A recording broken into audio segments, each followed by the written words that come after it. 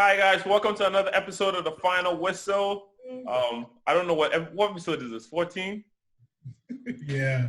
15? 14. I think it's 14. 14. Evan is not here to tell us which episode it is, but we're back again with another episode. We planned on filming an episode last week, but I thought it probably would be better if after the January transfer window, we would have all the deals done, everything is shut, so we can have a good scope of things to talk about. Because before these couple of days, United hadn't done their business like we thought they would. So now that they have all their business done, we have a lot to talk about.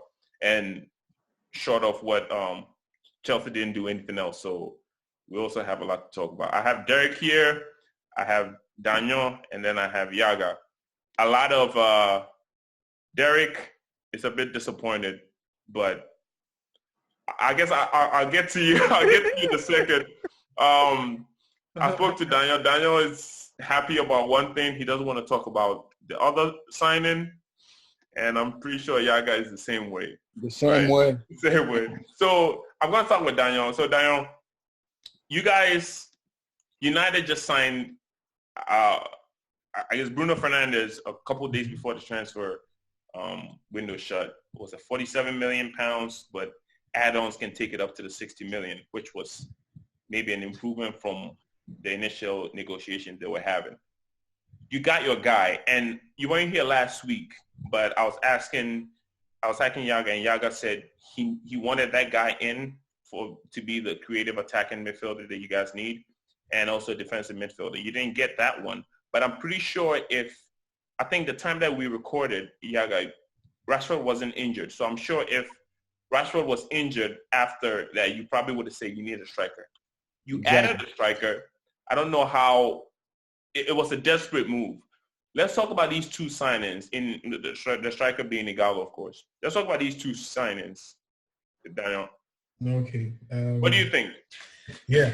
So I just want to start with Bruno Fernandes. It's been a long time coming. I mean, the coach even said that he's been the one that we've been actually chasing for quite a long time, and we finally have our guy. What I want to say is that Man United is very happy to probably have Bruno Fernandes, in the sense that we were really craving for a creative midfielder. We could actually pass the ball here and there, but the penetration. When just going back to yesterday's game, it's quite unfortunate that we actually missed someone who could actually play the defensive midfield with Fred, so that Bruno Fernandes will probably, he started right on with like in his natural position. You could actually see, or you could actually just see the connections that he was actually making with the forwards. But when the game was actually going, I don't know what happened. Pereira was rather shifted in front, and Bruno Fernandes was actually brought back. Back to what I'm saying, we could actually get our player, okay? But when the coaching is not really good, you're not going to get the full potential of the person that you've actually signed. Mm-hmm. In a sense that yesterday, he was actually playing defensive midfield with Fred. If you could actually monitor him during the game, he was even, should I say, afraid to actually go for it, because he didn't want to get caught, because Wolverhampton was actually soaking up the pressure and playing on the counter. Before you go, and you're right. I think in the first half, he was more advanced, but in the second half, he dropped much deeper.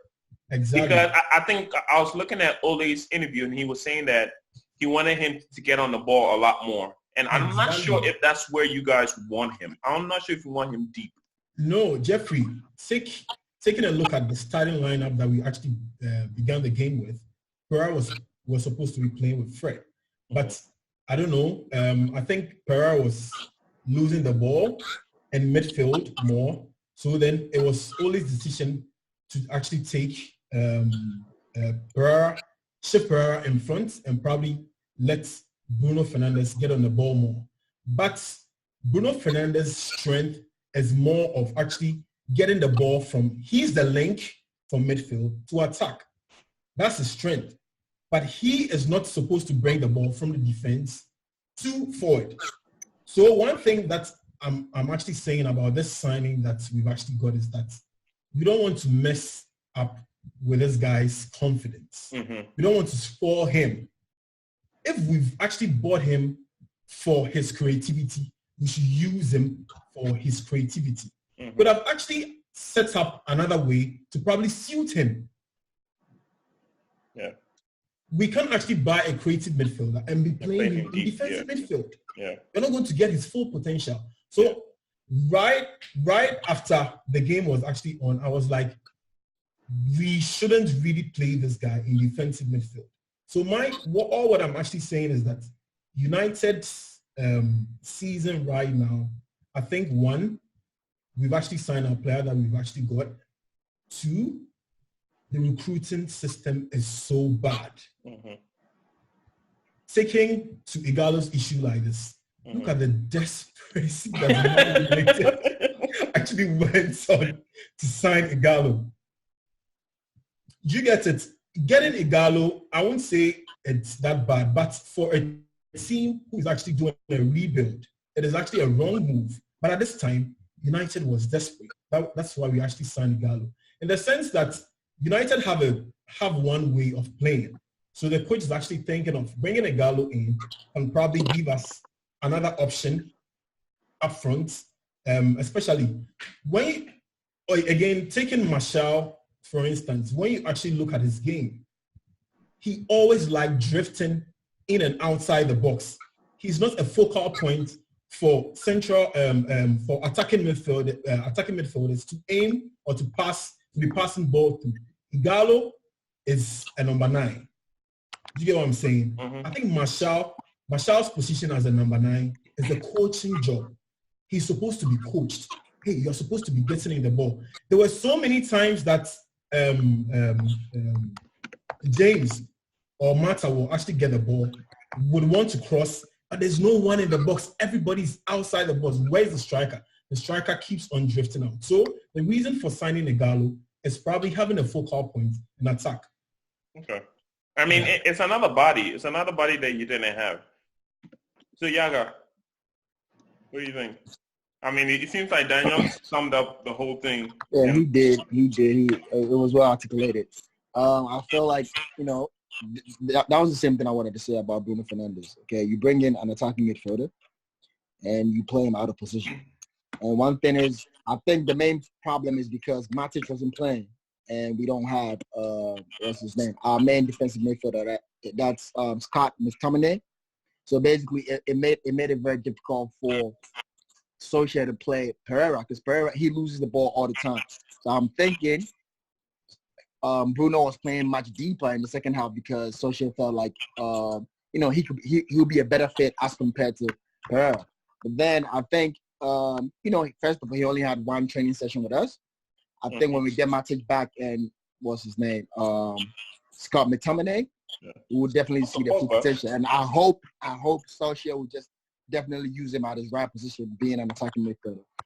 And in terms of Ighalo, I mean, okay, I understand Solskjaer wants a whole different player, right? But listen, we knew Lukaku was leaving all the way back in March of last year. Okay? All the way back in March. So you had ample time to find that target man one, that number 9 striker.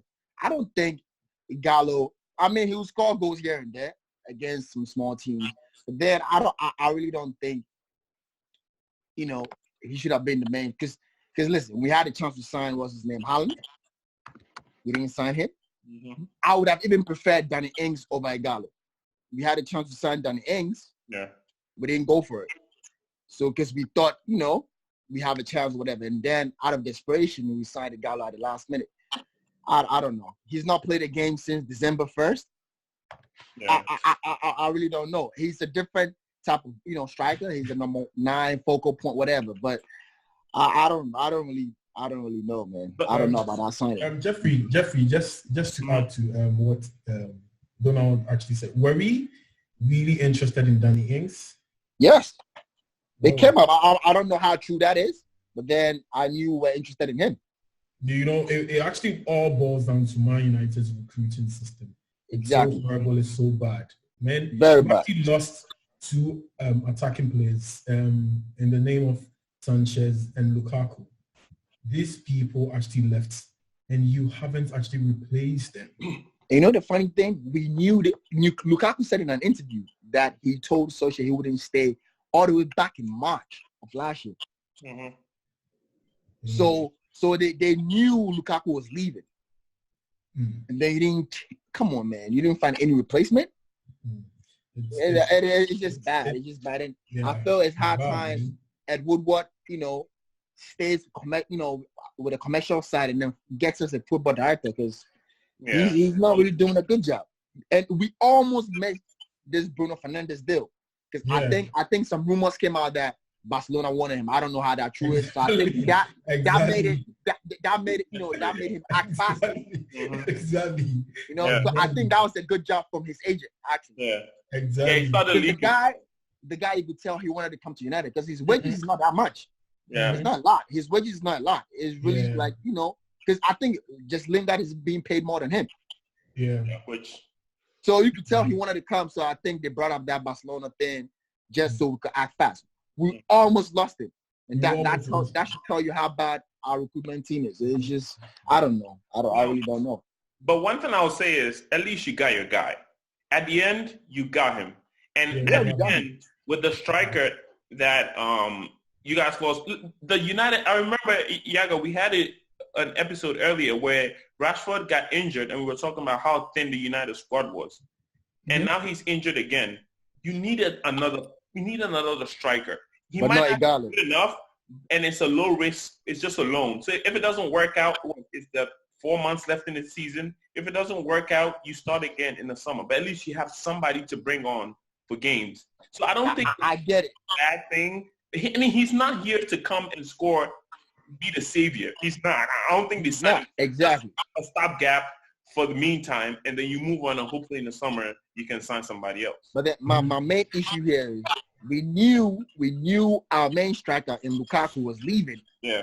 Almost a year ago, and we didn't act upon it. They couldn't get him because the United brand is not as big as it used to be anymore. But if you pump the money, you will get your player.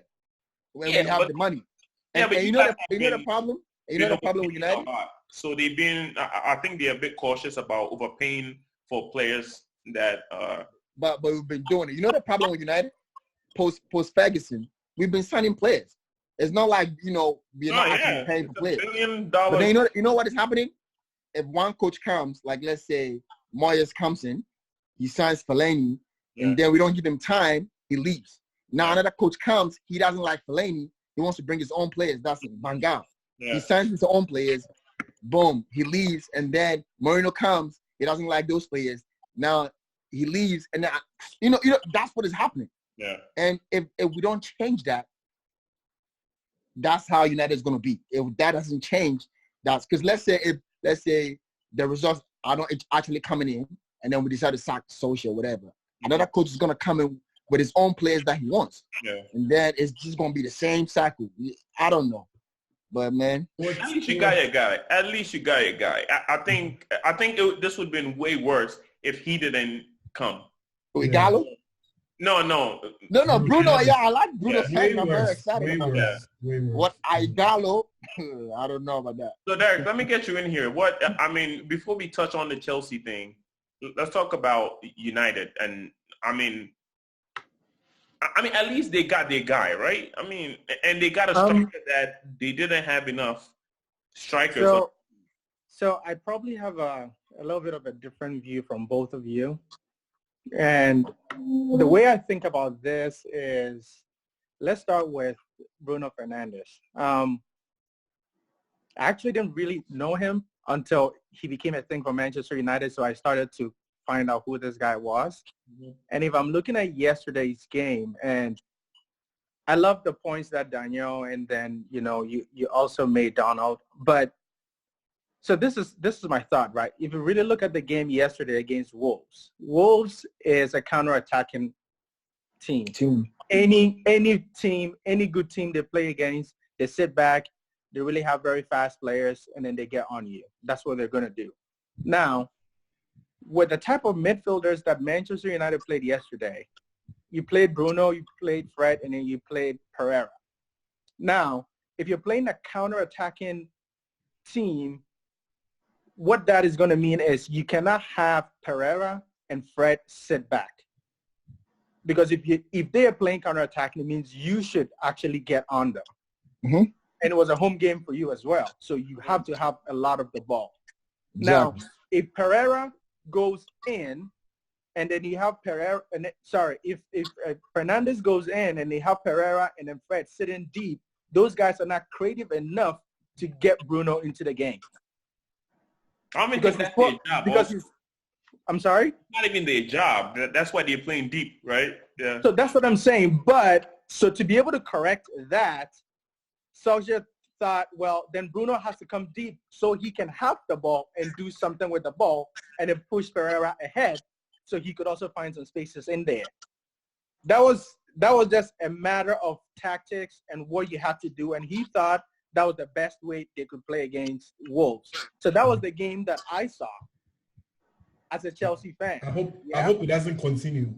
Oh, no, it's not going to continue. Exactly. It's not. I feel this was different. If Wolves was not a counter-attacking team, then you probably would have had the best of Bruno Fernandes. Because I felt like yesterday you actually played him like a utility player. He was moving around, getting on the ball, moving passes, trying to find spaces and pick pockets and stuff like that, which is what every creative player does. But in doing that, he cannot have Pereira and Fred staying behind him. That is two men you could have been using. Mm-hmm. Just sitting behind, your Bruno Fernandes. And so with that, I felt like, well, maybe Solskjaer actually did what he thought was best in using him and also making sure he does not concede goals was probably what he could do. Well, was that the best?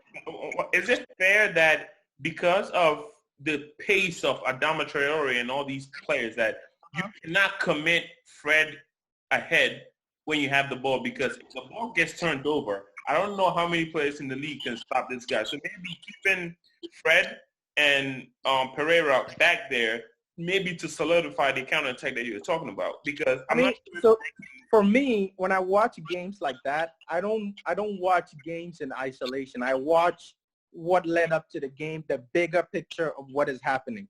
You got your man, you're playing at home, you better not lose that game. That's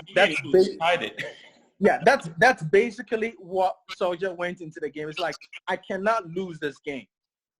And I feel like, yes, that was probably one of the ways he can be able to achieve that objective. In the sense that you cannot lose the game, you have to win the game. Yeah.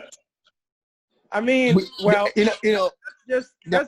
that's my opinion about yesterday. Yeah, that's his opinion, and I respect that. Yeah. I think it's a decent. Yeah, and when we talk about Ighalo, again, I beg to differ. This is what I think. Yeah, if you have Martial, and then you also have, I believe you play Martial and then play Rashford all in the number 9. Yep. Yeah. They do rotate. For the most part. Both of them do rotate. So they do rotate. For the most part. So is it fair to say you have 2 strikers? Is it fair to say that? You have 2 strikers. Something from the wing, but they are not. Yeah, they do really come from the strikers. They're not really. It's almost like Arsenal having Aubameyang and also having what's the French guy's name? Yeah, Lacazette. They're actual strikers. But then Lacazette is a striker. Lacazette is the striker. I think Martial is a forward. He's not a striker. He's a forward. I mean that is we getting a lot technical, but if we're using a forward or a striker in the loose form, okay, he's a striker. Yeah, exactly. So if I am a manager and I have Martial, yep, and I also have Rashford gets injured, technically I cannot have anyone else play in the number 9 if anything should happen to Martial right now. Mm-hmm. Now, if you're going into the market to go get a player, you are not going to get a top player because no top player is going to become second string to Rashford or possibly third string to Martial. And also it's January. So what you're really going to get is a player who can potentially step in if something goes very, very wrong. If you look at the goal conversion rate or how many goals that Ighalo scored in Watford per games, it's actually much, much higher than Martial. It was 5 years ago. You could say that. Yeah, you could say that. But what I'm trying to say is I think he's one of the best options you can have in the situation you have now. It's basically the point I'm making. Yeah, true. Okay. So let me ask a question. I'm not really against us signing Ighalo, because signing Ighalo is even better than nothing. Yeah, it's the worst. Exactly. It would have been worse not getting Ighalo. Yeah, I don't like it. It would have been worse. That's to say how bad Man United recruiting. Exactly. That's my point. Honestly, I wouldn't say it shows how bad it is. It's bad, Derek. It's bad. We all know it's bad, but I don't think this situation is the true example to show how bad it is. I think it goes deeper than signing Ighalo for 6 months. Which you found a replacement the moment I know you this. Daniel, I like the point that you made about the fact that, Martial has to be coached into how to play the number 9. Guess what? Ighalo doesn't have to be coached. He's to be coached. Yesterday, I was watching the game. He keeps drifting in and outside the box. You are number 9. You're supposed to be inside the box. Exactly. And guess what? That is something you don't have to teach Ighalo. Yeah, but that's what I'm saying. Also, yeah, but Derek, you can be an actual number 9, but you also have to have ability. Just because you know how to play the position doesn't mean you're good at it. Doesn't mean you exactly. So Ighalo doesn't have ability? No, but is he good enough for a striker? Because you're saying that the example that you're making is Ighalo is the actual number 9. So is a guy who plays in the 2nd division, who plays in China. You can be cultured at a position. No. So right now, I'm making a comparison between Ighalo, the situation Manchester United has now, and then Martial. I agree 1,000%. It was a low. That's really what I'm doing. I'm not making any argument beyond that. Yeah, that is what I'm thinking. Because guess what? If something goes wrong right now, Ighalo is going to be the king. He's going to be the one that you guys are going to rely on to do anything for you. That's the problem. Yeah, exactly. So, like Daniel rightly said, it's better than nothing, because if something goes wrong, you basically have nothing. And you're going to have a bunch of kids alone. You're going to have a bunch of kids who have only played in the league for 6 months or 7 months, and you're going to figure out how to rotate them around and let them play a number 9. That is what you're going to be left with. It was so pathetic. Like I was watching the game. I'm like, who is Solskjaer going to bring on? Like at this time of the he brought on Groom. The game that we really needed something. It was so funny because you can't pinpoint anyone who is going to come make a change. Yeah. So for me, have somebody. Yeah. So for me, if you asked me, I would totally salute whoever is in charge of the transfer this time to have made a decision to bring in somebody at least so that you have an option on the bench. Yeah, it's better than That's my opinion. Yeah. And trust me, I do like that. I do like the fact that, okay, now if anything should happen, we have Ighalo. My main point is we shouldn't have even waited for this time. That's all I'm saying. Yeah, that's my point. Ighalo, it's a good option. It's a good option for us. But then what pissed me off yesterday was because I watched Lukaku's interview, and this was all the way back in March, and he was saying they knew that, and that's what pissed me off. But then on Ighalo, okay, let's see. Maybe, we never know. I didn't see it coming. I didn't see Ighalo coming. The truth is, I'm telling you, the guy can come in and start scoring goals. You never know. No. And the reason why it's risk-free is the guy came in as a loan that if it doesn't work out these couple months, he's still going to be out. Yeah, it's still going to be out. And I think if Chelsea had signed Ighalo, I would have said on the loan. I was about to ask you. A question. Would you have taken Ighalo? No, if there's an injury to, let's say, Batshuayi, and we don't have a backup, and you tell me, we're going to sign Ighalo to back up Tammy Abraham, I'm like, yeah, sure, for a loan. But Lampard doesn't like Batshuayi and Giroud as well. Because you guys wanted to sign whatever. So, in that case, we got to Batshuayi. I guess we're going to transition to that, but let's wrap up. Let's wrap up United. Situation. So, let's do final thoughts real quick. I mean, I know everybody has said their piece on it. I think we all agree that, okay, the Bruno Fernandes is a good signing, but it seems like everybody hopes that the coach plays him at the right position. Yeah. Ighalo is not the best player in the world, or he isn't better than Martial or Rashford, but at least he's somebody that can come in and do a job. Yeah. Whether he's going to do a good job or not, that's up in the air, but at least he's somebody, an option that you can put up front. And he has experience.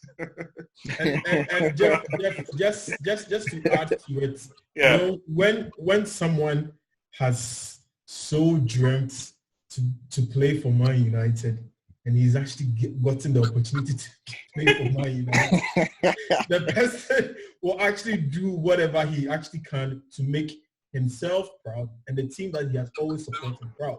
You know what I'm saying? And he's hoping that he can get a full-time contract. But then we don't have the buy whatever option. There isn't? I thought there was. No. There isn't. Okay. But he can force it if he really wants it and you guys want it. You can always force it. I don't want to leave China, then might as well. Ighalo, just give us 4 months and go. I need a new better. Okay. Yeah, so that's the situation at United.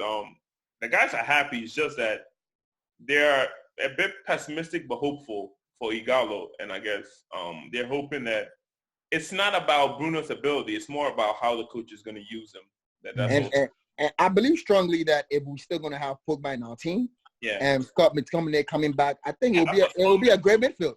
Yeah, that's a strong trio of midfield. That McTominay, Pogba, and Fernandes. And Fred has been very exceptional. He is, honestly. One thing I'll say about Fernandes, he was good in the Portuguese league, but it was the Portuguese league. Exactly. It's right? not the same level as the Premier League. He had a spell in Serie A, and he didn't set the league on fire like he is in Portugal. Portugal is ranked like 7th best league in Europe or something. So that's the only thing. But also, he's playing with better players, so we'll see how that works. I guess. Yeah, let's see. Got your guy. Let's see. I can't say the same for Chelsea, which we will talk about. All right.